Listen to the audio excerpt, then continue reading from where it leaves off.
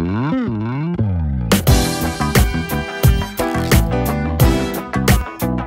right, welcome to the Dance Clark and Alex Brown Show. You could have been anywhere in the world, but you're here with us, and we thank you for it tonight. We got an action-packed show, a lot of news about the Bears, a lot of news around the NFL. We also got Chris Cook coming on to talk a little NHL, and we also got some NBA talk. But without further ado, we need to mention somebody who's up here on the set with us. Glad to have him in. 1985 Super Bowl champion Otis Wilson. Glad to have you in the house tonight. Appreciate you coming. Good to be here. Thank you. That's right. Good to be here. And of course, y'all give yourself a hand out there. Got a packed out house. Right. Y'all come in and support us. We appreciate that. All right. And to jump right into the show, I guess there's only one thing that we got to start with tonight. Before we get to talking about any other football, we got to. This is embarrassing too. It is embarrassing because it's a blackout on the organization. You've been hearing about it all day. Yeah. It's about the Sam Hurd saga. Him getting arrested last night for federal drug charges. When you heard about that, what was your first thoughts, Alex? I couldn't believe it. I was stunned. I mean, we're talking about crack. We're not talking about like drinking and driving. We're talking about cocaine. We're talking about buying 1,000 pounds. 1,000 pounds of weed. 1,000 pounds of weed. Come on, that is ridiculous. Of marijuana only. We're not even talking about the white stuff yet. Right. We're talking about it. This is something that it didn't just start, and that's what scares me. That it didn't just start. This has been going on for a while now. For him to get to the point where he feels like he can distribute this amount of, I guess, weed and cocaine narcotic weekly. This is weekly we're talking about. It's unbelievable. When you heard about it, what was your initial thoughts on that? Well, the first thing I thought is a selfish act. You got people depending on you, meaning your teammates. Right. You're in the middle. You're almost at the end part of the season. Everybody is focused on making a playoff run, and you concerned with about, acquiring narcotics and distributing narcotics. You're right. It just didn't start. Right. Somebody is putting wrong information in this young kid's head, and to screw your career up over something as senseless as that. I really feel sorry for him, man. There's a 10-point lead the Bears had at that time, correct? I believe it's 10-0. It's 10-0. Yeah. Now, you tell me they come out with Caleb Haney, they throw the ball 3 times, trying to get the first down. Just once of those 3 times. They throw the ball one once. out of 9. They don't run out any time if it's incomplete. They didn't run out at any time when Marion Barber ran out of bounds anyway. Well, they didn't run any time on that play, but I'm just saying that there's a reason to argue anything that Lovey does, but he's the one on the sideline that has to make that call, and we all sit back and we'll say, okay, you know what, you shouldn't have did that. From on the sideline, we can say about 9 million different things. Right. We played the game, we understand the game, we know the game. When you have 3 AFC teams that should not beat you, Right.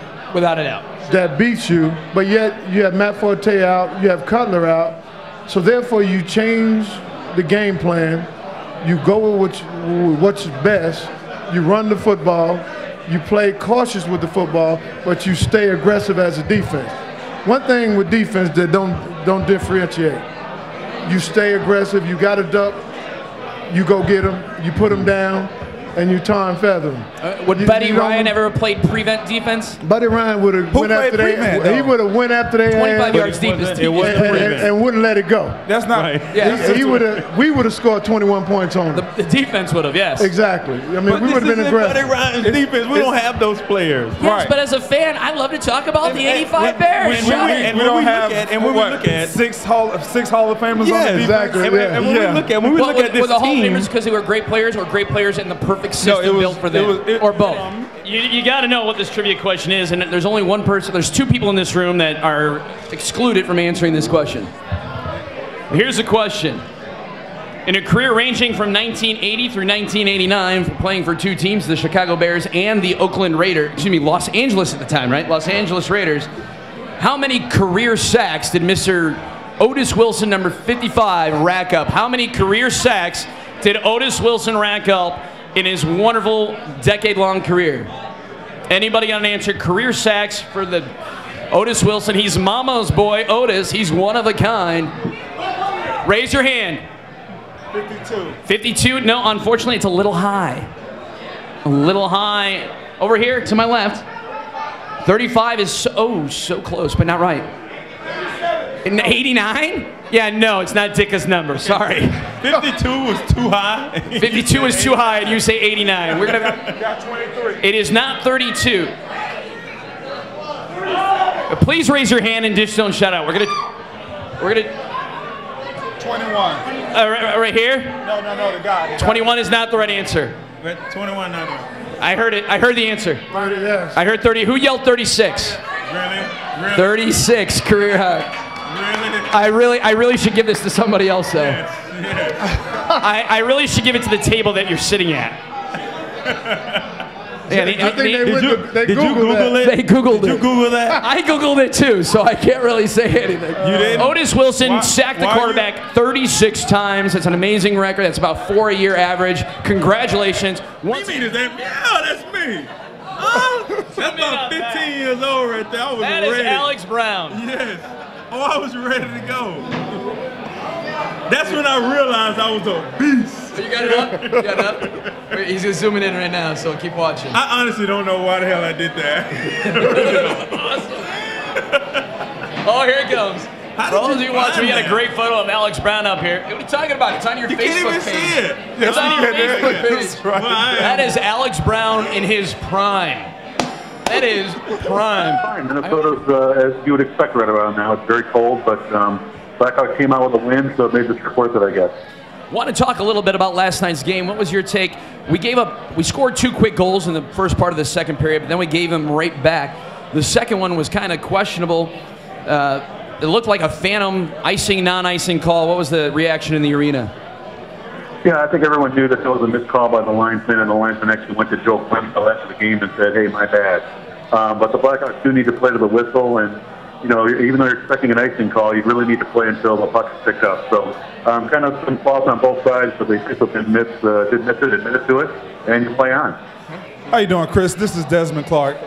Obviously, I don't have a background in hockey, but you said that they went over to the official. I just have this question. Is it a process like the NFL where the coaches turn in a play and the officials review it, and then they come back and say, we blew the call or anything like that? How's that process kind of taken for the officials?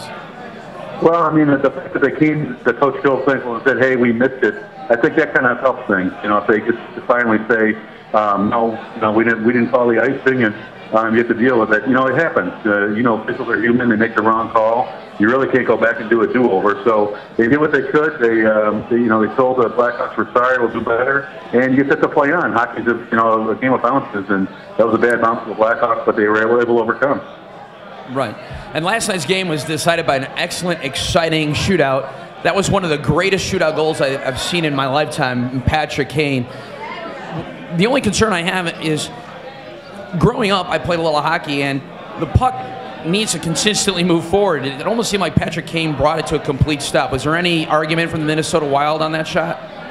No, there wasn't, and every goal was reviewed by Toronto, so you get keep going forward, and that's the key. Blackhawks were running a play like that last year, where it appeared that the player kind of stopped and went backwards a little bit, but Patrick Kane's skates were always moving forward, the puck was always moving, so as long as he's moving forward, doesn't matter how fast, he was moving forward, so it was a good goal. Green Bay fan. We have a tie. We have a tie here. Oh, we have a tie? We have a tie. We have that 85 Super Bowl champ, Otis Wilson. You're not gonna give it we away. have some guy in the back Talking doing about the He's champion doing the sprinkler Aaron back there. Rodgers little thing. Did We're you definitely not just giving do it to Aaron him. Rodgers? What? It was Cutler's last stand. Cutler? Oh, no, that was bad.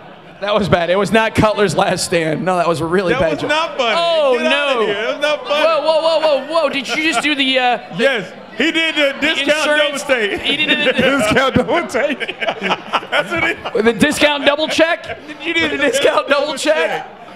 Oh my All right, God. we'll give it to you, That sir. is Come on awful. up. Come on up, sir. Get your $25 gift certificate. That's fine. Yeah, we should rip it. We should rip Come it on in up. two. Rip it in half. And Give it to him. It's we're only going to give him $12.50, but that is a $25 gift certificate to Vernon. Honest, it's really nothing. Hey, we want to thank all you guys coming out to the Des Clark and Alex Brown show. If you want. Are we here next week? We're here next week. We're here next week. For those of you who tuned in on the web, come back next week to be in person, win some prizes. Tilted Kilt, 447 North Milwaukee Avenue, Vernon Hills, Illinois. We'd like to thank Jason Groh and his staff. We'd like to thank the crowd for coming out. Thank Otis Wilson for big round of applause for the Big O.